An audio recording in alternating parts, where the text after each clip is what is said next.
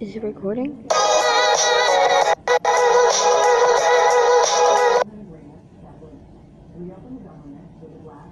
Okay. Is it gonna record now? Hey brother! Ben, way back in 2012, we made a video called The Pixar Theory, and it would change our lives and this channel forever. Since then, anytime a new Pixar movie has come out, we've made a full video explaining how it fits into the greater Pixar universe. But it's been 6 years since then, and it's getting a little hard to keep track of everything. So today, we're simplifying things and making a new, updated Pixar theory, covering everything from Toy Story through The Incredibles 2. This is the Pixar theory. I actually loved Incredibles 2. Especially loved where Jack went crazy.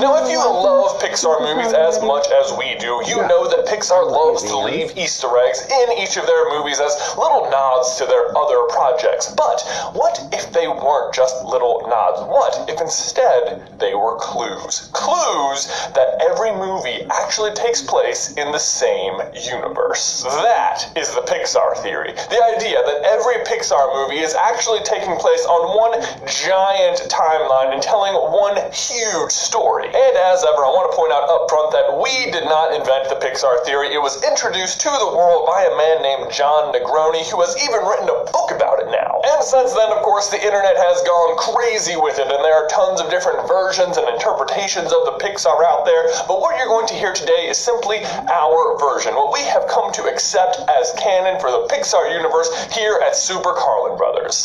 Let's begin. Now, it is a lot to cover, so we're going to go about it in two ways. First, we're going to tell the entire story of the Pixar theory, and then we're going to talk about how it works and get to the bottom of why it even exists. Now, the movies don't come out in chronological order. We have to figure that out after the fact, but the first one's pretty easy. It happens way back in time, prehistoric times, with The Good Dinosaur, which immediately offers us an explanation for why the Pixar universe, which is so similar to our very own, is just ever so slightly different. And it's right here when the asteroid that should have wiped out the dinosaurs misses. And as a result, the dinosaurs don't go extinct. We can see some primitive looking dinosaurs see the asteroid miss right here, but then millions of years pass. And we're introduced to a bunch of characters who have evolved out of that primitive state and have started developing things like agriculture and ranching. But as we will soon learn in Brave, the dinosaurs don't have a witch to help them change their fate, and so fate eventually catches up with them in the form of crazy weather, which wipes them all out. And when the story starts, you can see it's already been happening for a while. I mean, Arlo goes on this grand journey, but he really doesn't run into that many characters. I mean, life is pretty scarce. The pterodactyls used to hunt well, but now have to follow the storm because it's killing everything in its wake. The T-Rexes, which should just be hunting everything, have started ranching things for food. And their herd is so valuable, it's under constant threat of theft by raptors. Even the pet collector, a Strachiosaurus, which typically travels in herds, is now all alone and obviously quite terrified. It's terrifying out here. Meanwhile, though, even the smallest of humans is doing well surviving the storms, proving their intelligence and resourcefulness early on. But what the Good Dinosaur really helps us establish here is that if you're the kind of animal that can survive for millions of years without human intervention, like, I don't know, rats or pelicans or anything underwater, you are probably going to develop some kind of intelligence in the Pixar universe. But that's not the only way you might gain intelligence. You also might be a human who was turned into a giant bear, like in our next movie, Brave. This takes place centuries and centuries later in medieval Scotland, where a young princess is trying to change her fate by not getting married. I'll be shooting for my own hand! Which leads her to follow a path of will-o-wisps into the forest, where she meets a very interesting character indeed.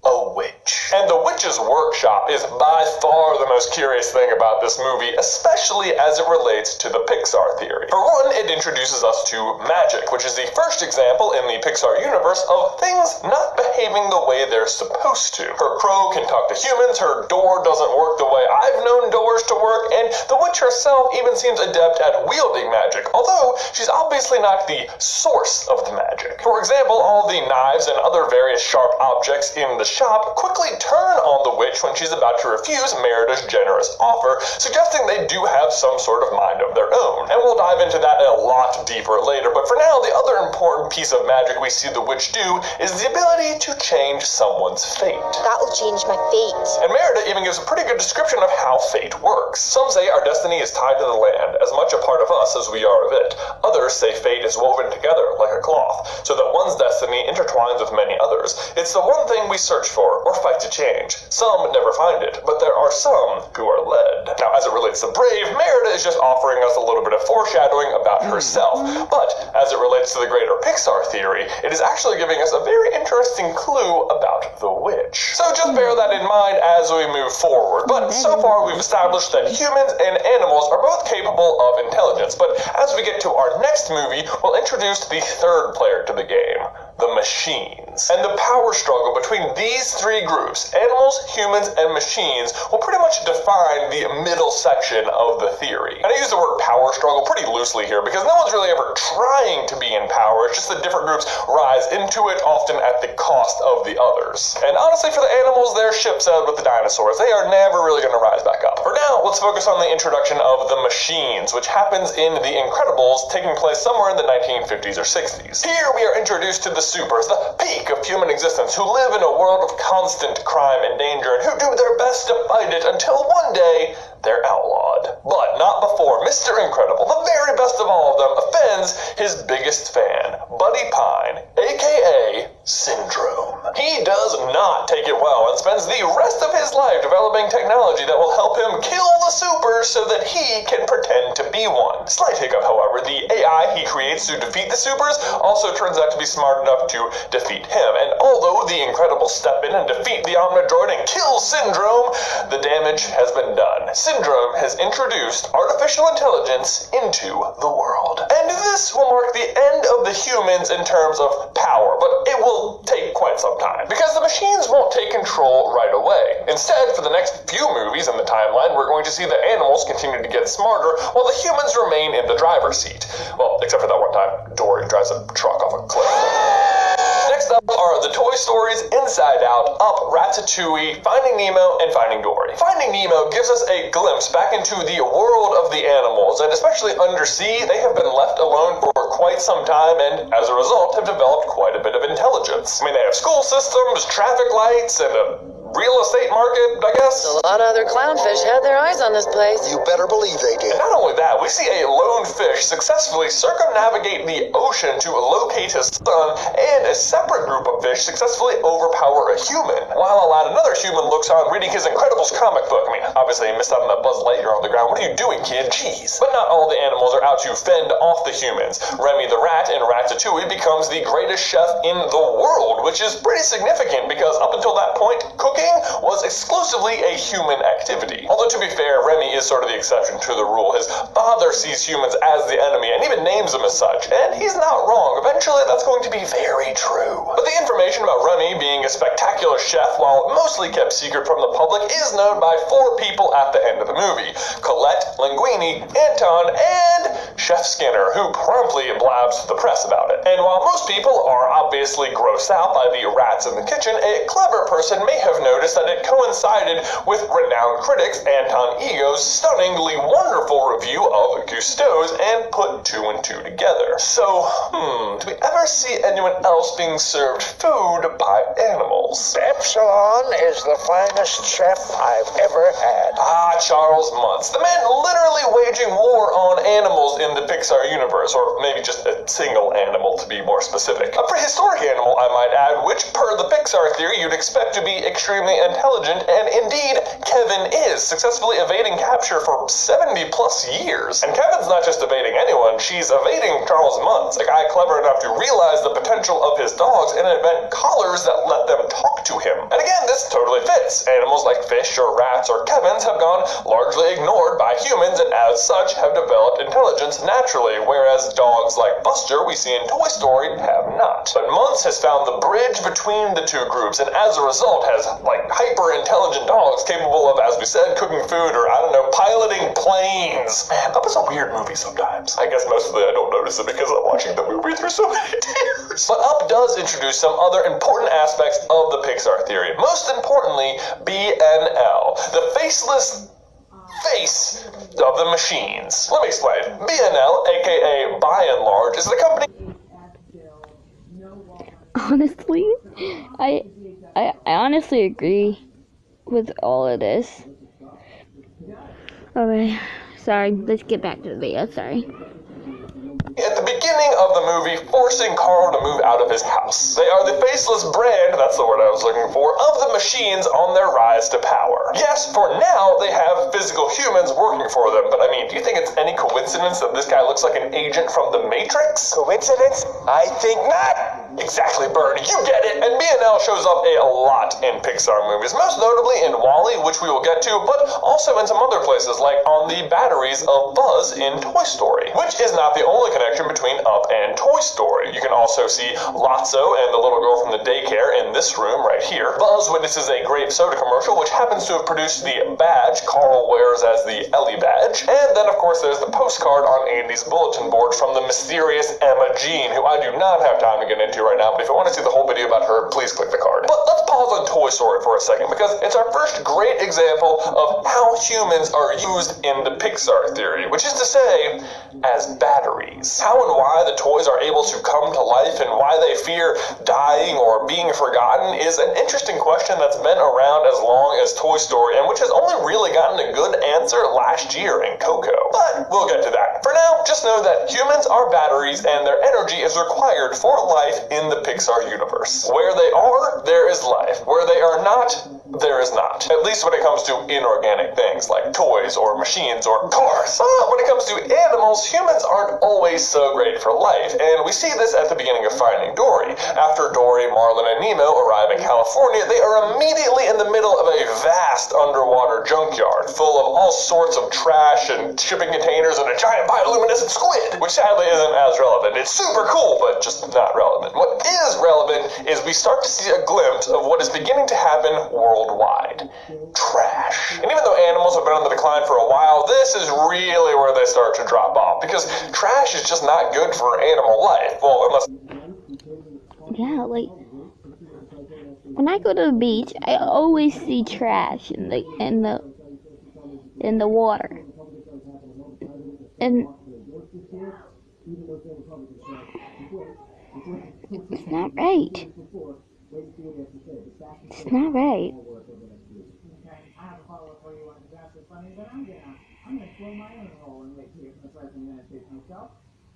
Yeah, it's not right.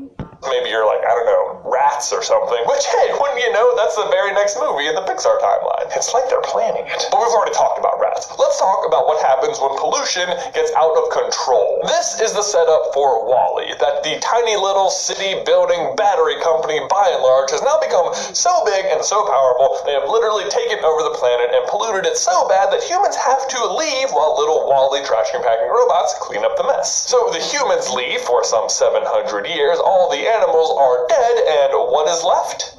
Cars. Now, you might be thinking, wait, Cars doesn't take place on Earth, right? It's obviously an alternate reality or something. Right? But no, it is definitely the same planet Earth the humans were on. For one, it has all the same places that our planet Earth has, and we get to visit a lot of them in Cars too. But so the question is, why are the cars coming to life? Why are their names so similar to people we know from our time? Why do they have their own timeline? Like, if the Cars movies take place during the 700 years that the humans are gone, then how on earth do they have things like the 1950s? Even if they started their own timeline, that's way too many years. Are they still artificial intelligence? Are they products of By and Large?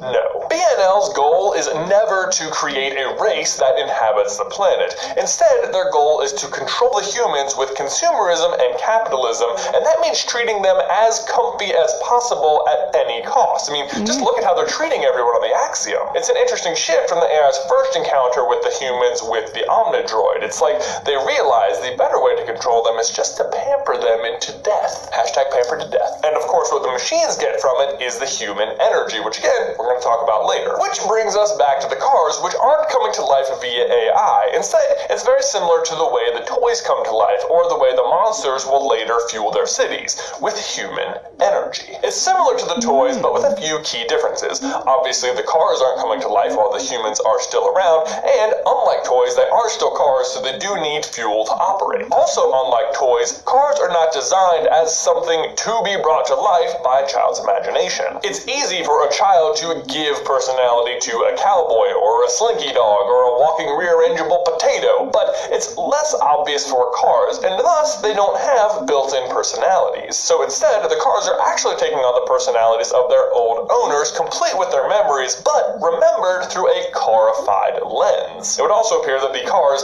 wake up, if you will, in the same order in which they were cared for, which helps explain why there continues to be new generations of cars as the series progresses. In fact, we even get a hint as to when the real Lightning McQueen must have been alive based on the band-aid this truck driver is wearing in Finding Dory. But the real big important note from Cars 3 that helps draw Cars into the entire Pixar theory is one little line from Cruz when she's driving on the beach. I didn't want to hit a crab. I'm sorry, what? What?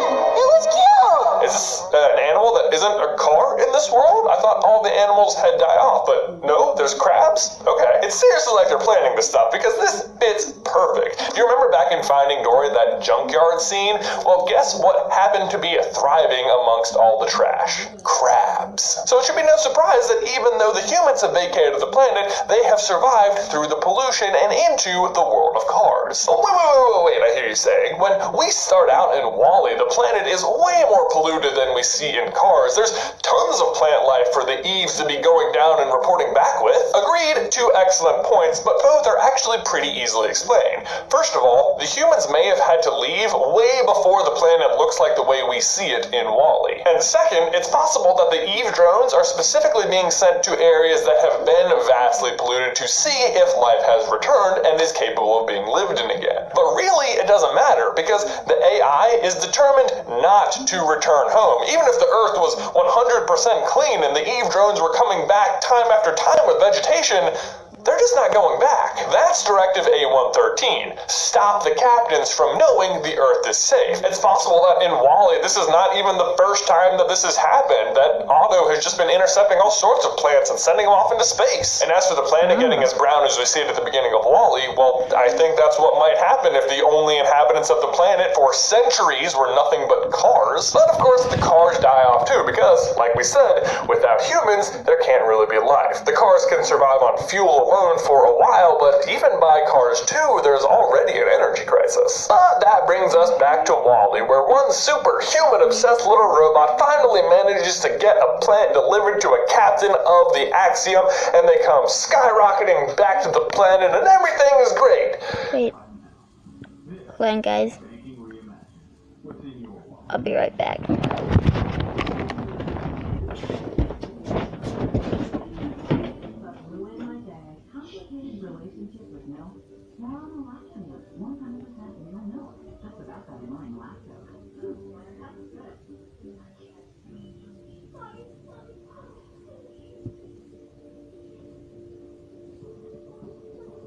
This is it.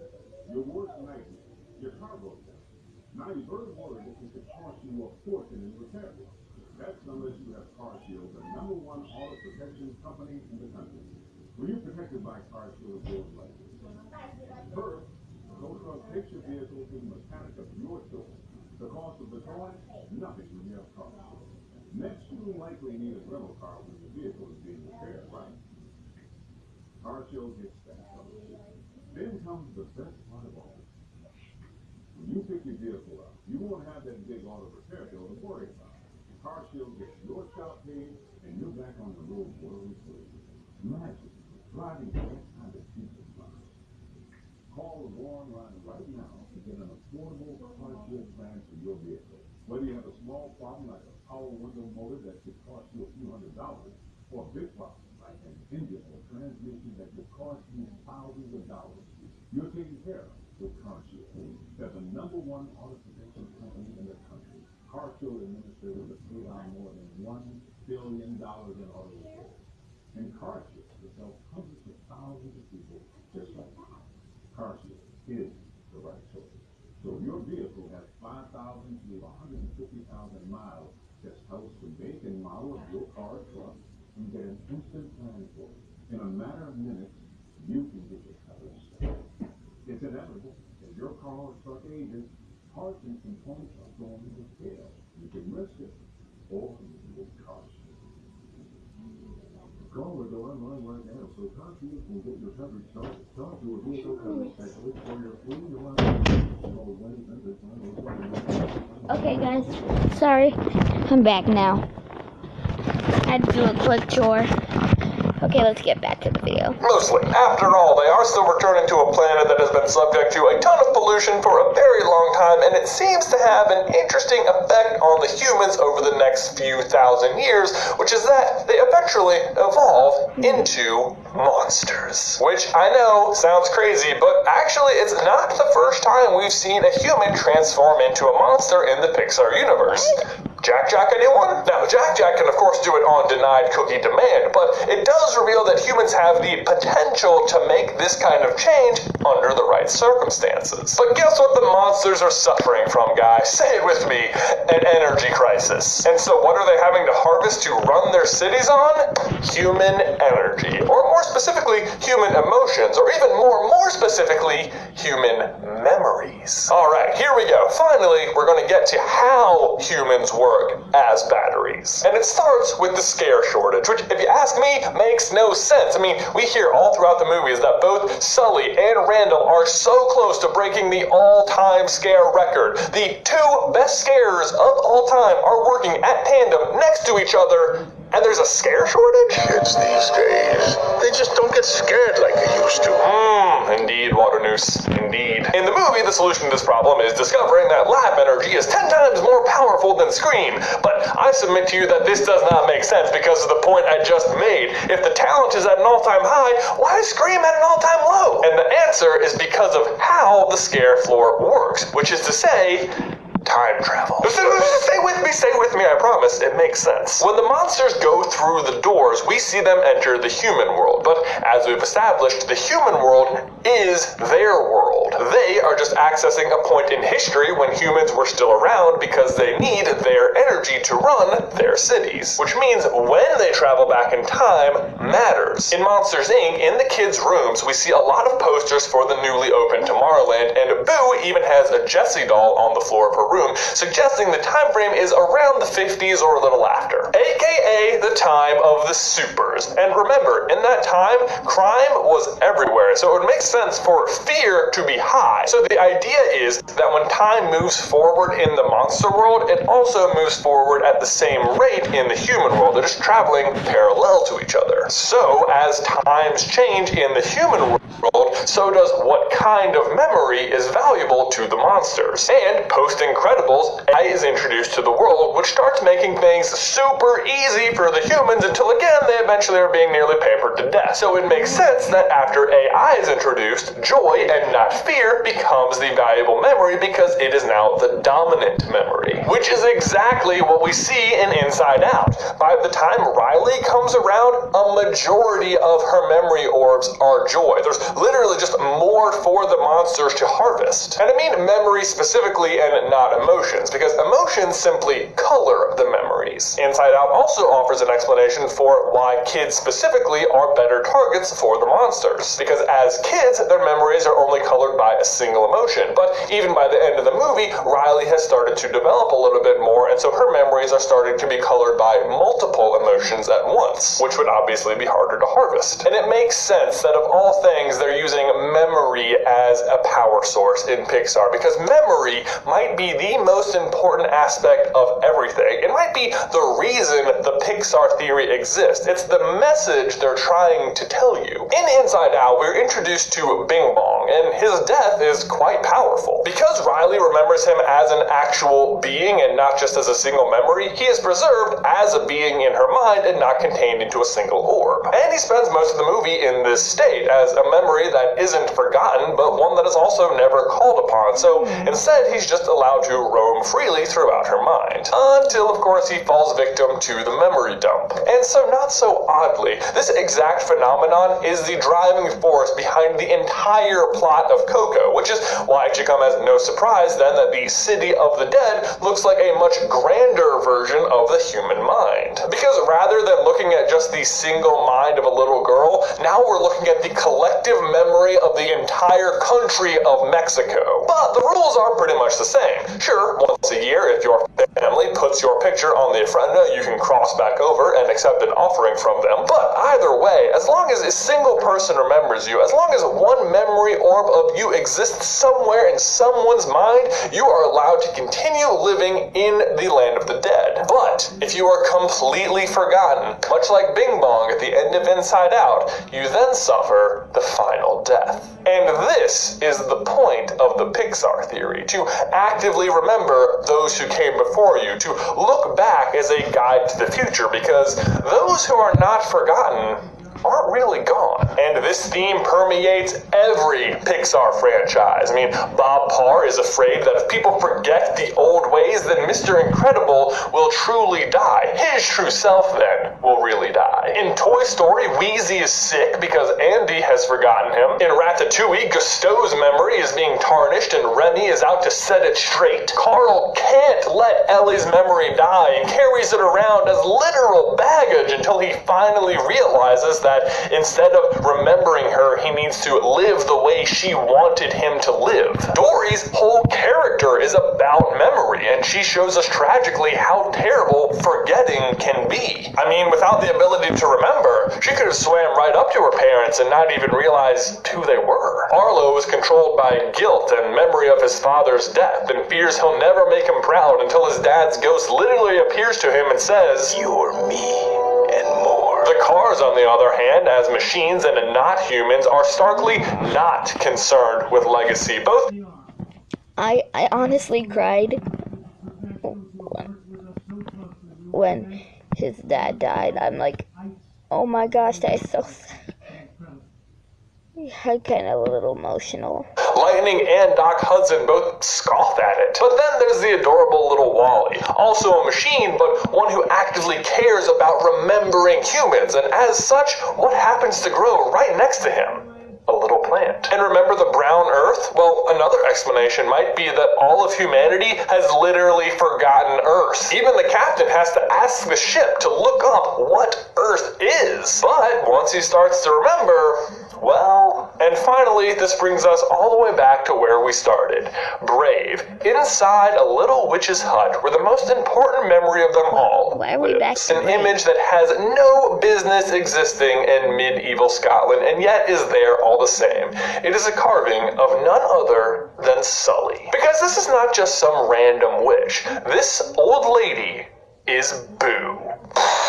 Oh, you need more proof? Well, for one, she's obsessed with bears, which Sully himself kind of resembles, and it might be how you remember him if you only ever saw him as a little girl. Two, she has a carving of the Pizza Planet truck right here, and that's like, what? Cars don't even exist yet. How would she even know what that is if she's not actually from the future? And three, where did Sully come from when she was a little girl? A magic door. And what does the witch happen to have on her hut? A magic door. But so why does Boo become a witch? Well, the theory goes that she spends pretty much the rest of her life trying to track down her best friend from the closet, but can never find him. But personally, I think she figured it out. She obviously learned about time travel at some point, but for some reason has decided to stay in Scotland. But my question is then, why there? And the answer is again, memory. because she never wants Sully to suffer the final death. She never wants him to ever really be forgotten. And how do you fight that? By living in the past and remembering something from the future, effectively creating a permanent loop. As long as she stays here and ensures the events of Brave happen, she ensures the future, that she will always go on to be a little girl who meets Sully and that grows up trying to find him again and eventually come back to this point, always keeping the memory alive. And that is the Pixar theory. Then my question for you and everyone else is, what is your favorite Pixar movie? Let me know in the towel section. My favorite Pixar movie is definitely either The Good Dinosaur or Toy Story. Obviously, Toy Story 2. These batteries are made of steel, have see-through visibility, which is very important, and are equipped with sensors, monitors, and cutting-edge technology. Yeah.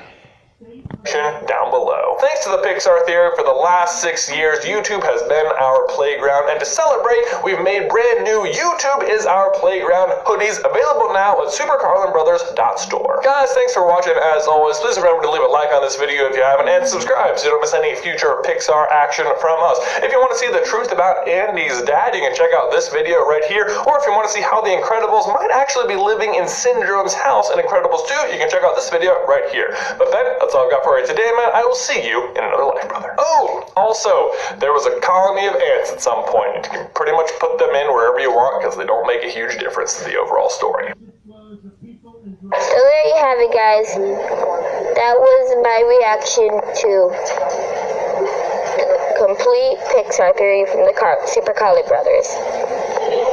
And so please, smash the like button. And please subscribe. And if you want a shout out in any of my videos, just comment team shout out, and then I'll give you all a shout out. And if you don't get a shout out, that's okay. You'll get your chance. Okay? So as I